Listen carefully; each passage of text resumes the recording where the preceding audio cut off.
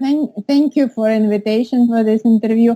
My name is Olga Ivanova. I'm Operations Director of Canadian non-governmental organization called Stabilization Support Services. At the moment, we are working in Ukraine, and we have a lot of projects how to support Ukrainian internally displaced people who became victims of the Crimea annexation and Donbas conflict.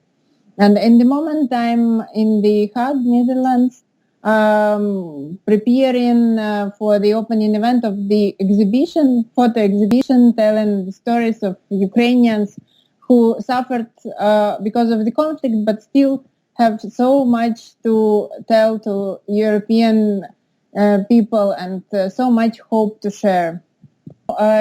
Canadian people are interested very much in the fate of Ukraine and Ukrainians, and my organization is also helped Ukrainians in many ways, but at the moment we have a program with the support of the British government, with British governmental fund, Conflict Stabilization and Security Fund.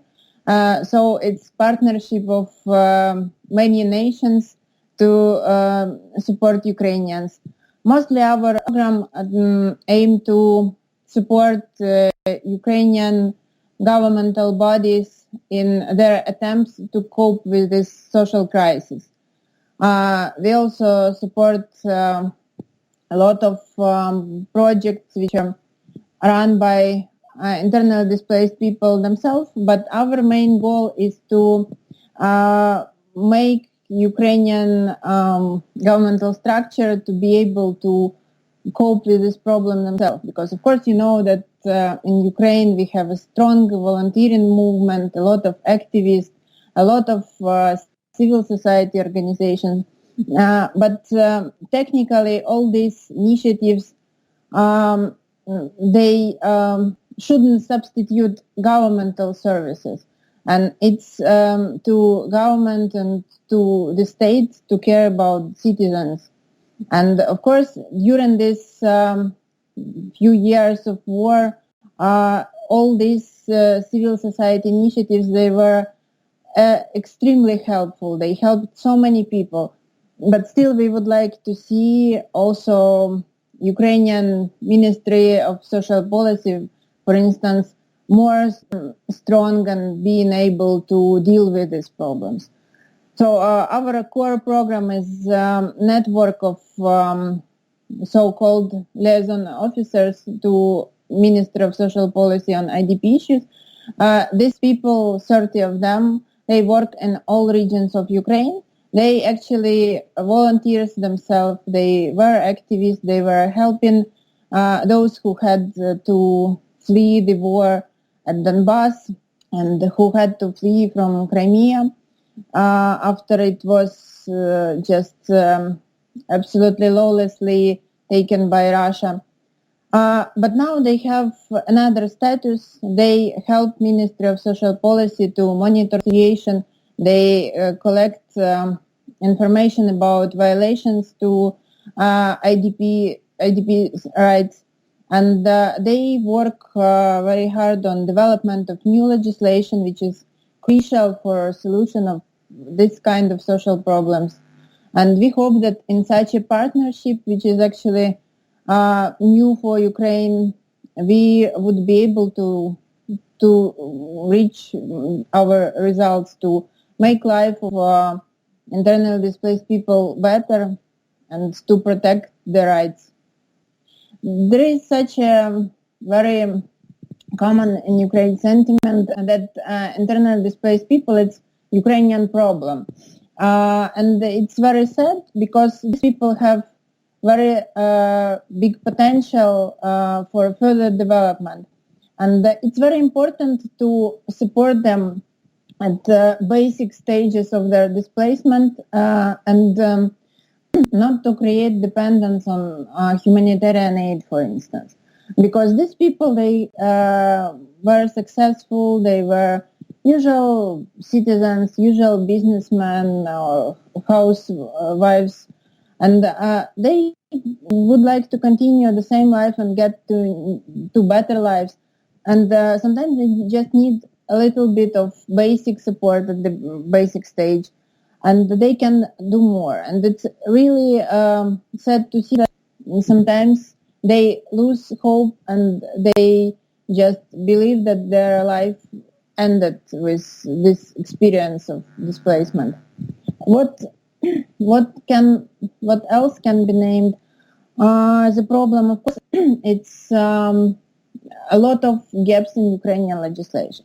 Just because no one in Ukraine expected to face such a problem. We had migrants, we had refugees from other countries who arrived to Ukraine seeking for asylum, but we never were able to imagine that we will have to deal with 1,700,000 people who need to start life from scratch.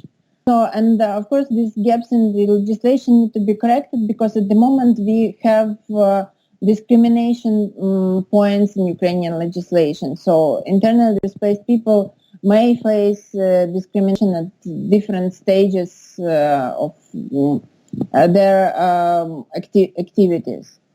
There are different calculations, but official statistics is that it's 1,700,000 people. So this number can be corrected a little bit because not all people from Donbas or from Crimea, they get the status of internally displaced people. They need to go to register, to spend some period of time at new place of location, new place of residence, and in order to get this status. And some of them, they don't want to do this. Some of them go back there to occupied territories or to Crimea, and so this number can vary, but it's really a huge number. So we deal with a wide-scale humanitarian and social crisis. Since the beginning of the war, actually, we had few waves of displacement. So first people who start running Crimea and Donbas, I guess it was spring 2014, summer 2014, and later autumn, they believe that this crisis is something short term. So they will be able to get back soon and they didn't plan as a long-term situation. And they run without anything, without money, without documents, and they had to resettle whenever possible. So a lot of them resettled at so-called collective centers. So actually it's some hotels which were able to accept them for free, to give them a place to stay. It's some resorts which were empty at this time of year, for instance. And of course, there were created so-called model cities, which is like temporary buildings for them to stay, like camps. And also there are a lot of people who relocated just already seeing this war as a long-term problem, and they took some personal belongings and they wanted to go somewhere to safer place without hope to get back. Many of these people went to western regions, and they actually, to central regions, of course, to southern regions, but they don't hope to get back. Those who still have either some family connections to eastern part of Ukraine, or they still would like to get back, of course, they settle down in the regions which are close to eastern, to Donbas, to Donetsk and Lugansk region, in Dnipropetrovsk region, in Zaporizhia region, in Kharkiv region. There are a lot of internally displaced people. So different reasons, different strategies how to survive. I cannot say that we have such big camps like for refugees in Europe. But many of these people still live in the conditions which are not suitable for long-term living. But unfortunately, the government isn't able to offer them some settlement strategy at such period of time, just because if you build houses, it takes time. If you repair some houses, it also takes time and budget and investments. So for many of internally displaced people, the problem of accommodation is really very painful one. And also there are a lot of problems for those who want to rent the apartment, because the landlords, they don't want to have an IDPs as their guests. Sorry, because they believe that they won't be able to pay the rent. There are some stereotypes that these people are not reliable, and just a lot of landlords post announcement, I will rent my apartment to anyone except those from Donbas. And it also creates a lot of problems, and it's a result of stereotypes which exist in Ukrainian society. And it's also, we need to pay attention on such a situation in our country. They started to come from Crimea because the Crimean crisis happened first. And of course, a lot of them from Donetsk and Lugansk region. So it's, I can't remember the exact percentage, but both there are a lot of people both from this and that region too. Actually, of course, you started with a very good point, because we all need peace, and the internally displaced people, they mostly, of course, they say that it's their best dream to happen, to have war ended. But we understand that it's very complicated, and we appreciate all the support and all the sanctions which exist because of these conflicts against Russia. But speaking about our situation, I guess it's very important to provide development programs for Ukraine. It will help internally displaced people to adapt, and the Ukrainian government to integrate them as members of society, as resource for Ukraine.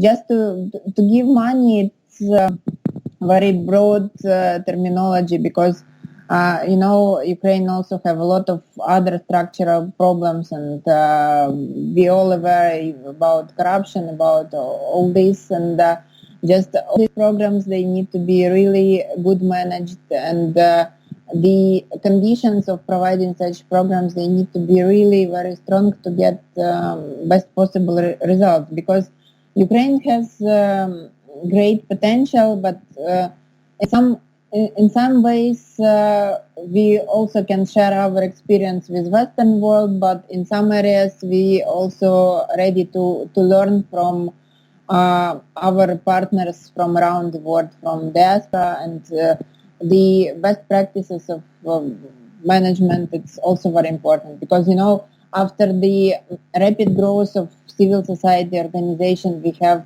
a lot of projects, a lot of things are going on, but still many of them just they happen at a hoc basis, and we really need support and guidance about how to protect rights, how not to discriminate, how to avoid discrimination, and how to develop our legislation to care about all citizens of Ukraine. We would like to have Ukraine in focus of attention of Western media. We would like you not to forget that we are still fighting for all these years, not only about our country, but it's a fight about values, about some principles of civilization. So I know that maybe it sounds distant from what place where you are on or where our viewers are, but Ukraine tries to tell them to stop really bad trends for the world, and we would like to get your support in this fight too. And sometimes it's not only about something tangible, but just about spreading the word. So if you know some Ukrainian stories which worth to be told to the world, please share these stories. Tell to your friends, tell to your colleagues and relatives about what's going on in Ukraine, because we have to fight just such a storm of fakes, propaganda, mythology created by our opponents. So any person can make its own contribution to our fight, and there are a lot of ways to support us. It's not only about money; it's about a lot of other things. Speaking about the number of people who are fleeing the non-governmental control areas, we also can speak about the waves, because as soon as a lot of people, as soon as people who stayed at so-called LPR, DPR, they realized that this so-called republics have no future, and just they face absolutely despotic regimes. They started to flee more, but still we cannot say that we have such a wave of internally displaced people as at the middle of the war.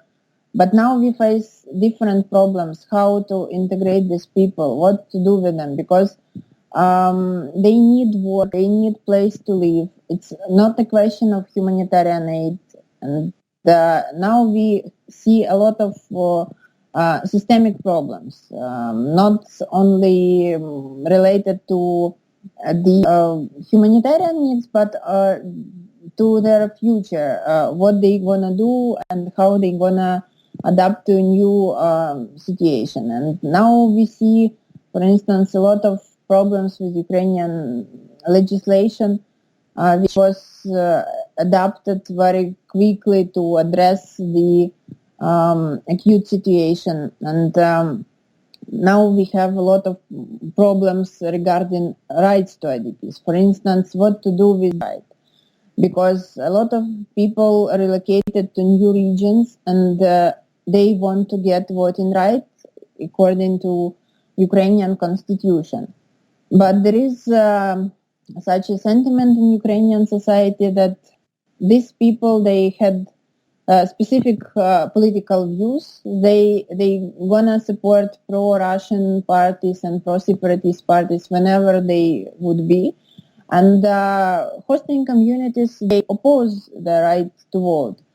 And we have such a division in Ukrainian society, because from one side it's such an amount of people, 1,700,000, and they want to elect, and they want to be elected. And from another side, we have strong opposition from hosting communities who doesn't want them to elect and to be elected.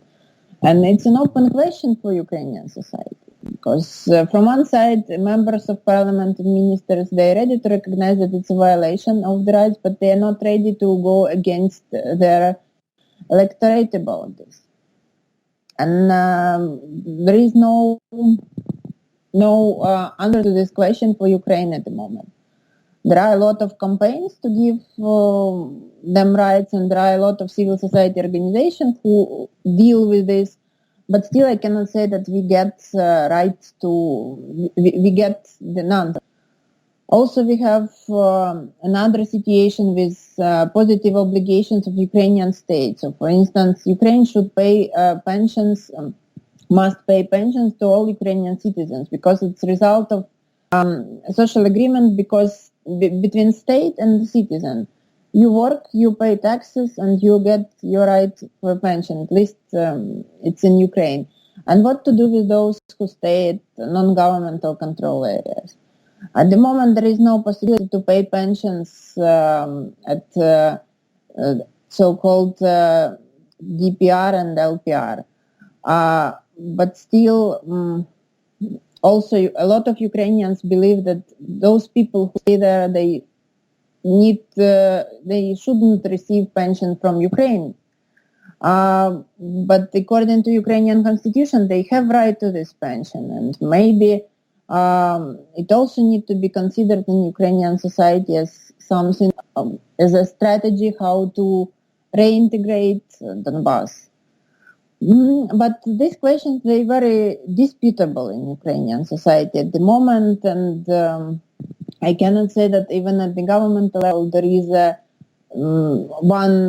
one view on this situation.